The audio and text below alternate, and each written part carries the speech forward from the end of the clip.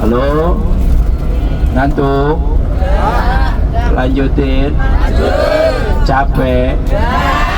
Beneran? Gak ngambek? Gak ngambekan? Oh ya udah, gak ngambekan. Ibu bapak duyufullah duyufur rahman, tamunya Allah tamunya Rasulullah, melihat fasilitas yang Allah berikan kepada kita nih, terutama nih ya, ketika kita mendapatkan sesuatu pelayanan yang baik, maka bersyukurlah, karena itu bukanlah hanya dari travel saja. Travel hanya menyiapkan, Bu. Travel hanya memberikan pelayanan, namun sebenarnya Allah telah memberikan kepada kita pelayanan terbaik. Kebetulan jika Allah menakdirkan, jika Allah memberikan, jika Allah ridho, hotel kita begitu turun dari hotel langsung turun ke halaman Masjid Nabawi. Alhamdulillah. Makanya kalau ke masjid nanti kalau masih banyak alasan, wah ini terlalu ya, karena kalau di Madinah di sini deket banget, Bu, namanya Andalus Suite. Begitu turun langsung ke pintu 33, itu halaman Masjid Nabawi. Kebetulan ikon-ikonnya atau pintu utamanya masjid dari depan. Kalau masjid utamanya, kalau pintu utama itu ada di pintu 1, yaitu pintu ketika kita masuk salam kepada baginda Rasulullah Sallallahu Alaihi Wasallam, pintu Abu Bakar. Namun untuk dari depan kita posisi persis begitu turun dari hotel langsung kita ke Masjidin Nabawi. Alhamdulillah, Bu. Kayaknya kalau ngelihat itunya, masya Allah, tabarakallah. Ini adalah pelayanan atau sebagai layanan dari Allah, dari untuk tamu-tamunya, memberikan kemudahan, memberikan kenyamanan, dan insya Allah Travel Olayan Tour and Travel memberikan yang terbaik. Apa yel-yelnya itu? Masih ingat? Apa? Olayan Tour and Travel? Masa itu saja? Ada yang lain gak? Gak ada? Ada yang mau dirubah gak? Olayan Tour and Travel, melangkah menuju berkah. Gimana kalau kayak gitu? Coba saya tanya lagi nanti buat dia ketika ziarah nih. Olayan Tour and Travel, melangkah menuju berkah. Melangkah menuju berkah. Atau juga kalau di Madinah itu, kalau di Mekah apa? Pengen dikasih tahu, melangkah menuju Baitullah. Biar beda dong. Kalau yang asik-asiknya itu kan udah asik dari Indonesia. Lihat senyumannya udah indah, lihat suasananya ibu-ibu udah kayak gimana, ini udah kayak keluarga banget ya. Ini udah lumayan, masya Allah, tabarakallah, bukan lumayan lagi, yan pokoknya ini terbaik, the best ya Bu ya. Insya Allah Olayan Tour and Travel berusaha memberikan pelayanan semaksimal mungkin, dan ketika nanti orang-orang di kampung kita menanyakan gimana sih pelayan Olayan Tour and Travel, waduh, alhamdulillah ini hotelnya udah deket, terus ke masjidnya deket, cuman yang gak deket apa? Ini yang di depan ngucapin terus, ini yang di depan apa? Ngedumel nih. Seneng nih, seneng apa seneng nih? Kalau ngedumel nih, tuh lihat nih kebun batu tuh di kiri kanan Pak.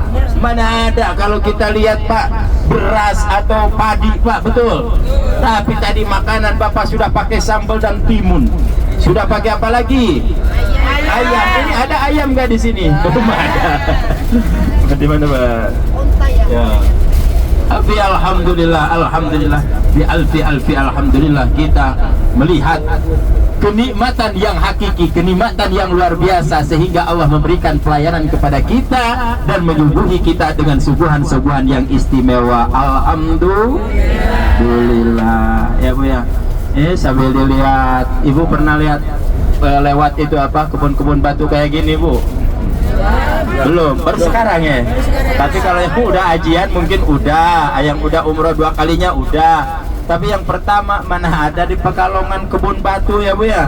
Bayangannya ini kalau pembisnis bapak-bapak, di sini kalau jualan batu kerikil kayaknya laku banget ya Bu ya. Ada yang pikiran kayak gitu? Ada. Ada. Nah ini nih yang di depan ngomong nih Pak Haji nih. Kayaknya kalau jualan batu di sini kayaknya nggak bakalan repot ya Pak ya. Tapi inilah yang kita harus tadaburi, yang harus kita ingati, yang harus kita pikirkan. Bagaimana, ada gak orang yang mengumpulkan batu-batu seperti ini? Seakan-akan kayak dikumpulkan oleh manusia, padahal ini adalah ciptaan Allah semesta untuk memperlihatkan, yaitu kalimat Rabbana ma khalaqta hadza batila. Ini Pak yang diciptakan oleh Allah Subhanahu wa taala. Jika kemarin di Pekalongan hanya lihat sawah, pohon, kebun, namun di sini lihat Pak, kebun batu semuanya.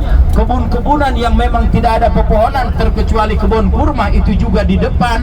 Tapi kita sudah menikmati pelayanan dari Allah yang luar biasa sehingga tidak terpikirkan oleh akal kita, namun Allah menyiapkan segalanya. Subhanallah.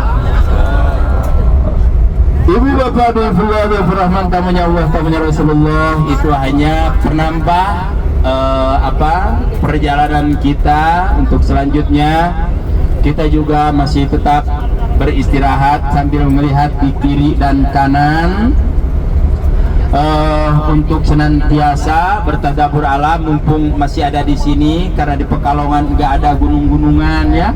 Nanti kalau sudah dekat kita ke Tanah Haram atau masuk Tanah Haram, kita berdoa lagi, kita bahas lagi. Oke? Kita mau istirahat? Tuh kan tadi katanya nggak capek, ngantuk. Pas ditanya mau istirahat, oke. Berarti kita masih dalam keadaan capek. Jangan itu, karena manusiawi kita. Beda dengan Nabi kekuatannya Pak ya.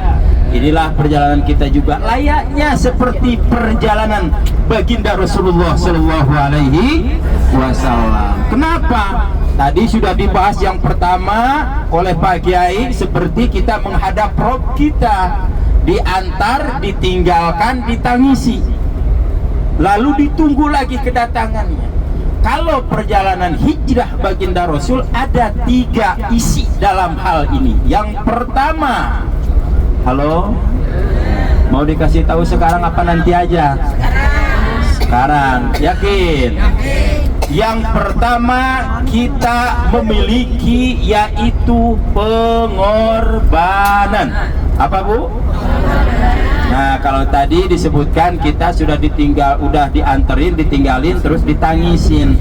Sama dengan perjalanan baginda Rasul ketika dari Mekah, meninggalkan keluarganya, meninggalkan sahabatnya, meninggalkan hartanya. Tidak ada yang dipikirkan melainkan tujuannya adalah karena Allah. Sama Bapak juga meninggalkan anak, meninggalkan pekerjaan, meninggalkan keluarga. Dalam hati pan tadi masih belum sampai juga, ini gimana internet saya belum nyambung. Karena apa? Masih kepikiran ke anak kita, betul, ke keluarga kita. Ya, karena ya Allah ya Rabbana ya Karim, bagaimana dengan baginda Rasul meninggalkan kekayaan di kota Mekah, di tempat kelahirannya, tidak kembali lagi selama 6 tahun. Bayangannya kayak gimana Bu? Sedangkan baginda Rasul diangkat menjadi Nabi dan Rasul itu di kota mana? Di kota Mekah. Ya, pertama baginda Rasul dituruni wahyunya di mana? Di kota Mekah, tapi harus ditinggalkan. Kenapa? Untuk merubah keadaan, untuk menjadikan pelajaran bahwa seperti hijrah ini layaknya seperti bapak-bapak juga Pak. Yang pertama tadi apa? Mengorbankan segalanya. Bahkan bapak membayar pesawatnya, membayar mobilnya, membayar makanannya, ditukar kebaikan dari Allah, yaitu untuk mengharapkan ridho Allah. Sama Pak, sama dengan perjuangannya baginda Rasulullah SAW, namun dengan cara yang berbeda. Kalau baginda Rasul dulu jalan dari kota Mekah menaiki unta, kalau ibu dari Jeddah menaiki kuda besi. Ya, naik mobil bis, mana pakai AC lagi, masya Allah tabarakallah. Bahkan kursinya bisa dikebelakangin, bisa ke depan. Kebayang nggak Bu? Baginda Rasul itu perjuangannya atau pengorbanannya panas kayak gini. Tadi kita keluar panas dikit aja ya Bu ya, udah pakai kurungan ini. Aduh ya Allah panas banget. Padahal belum kita sampai ini, baru di tengah-tengah loh Bu.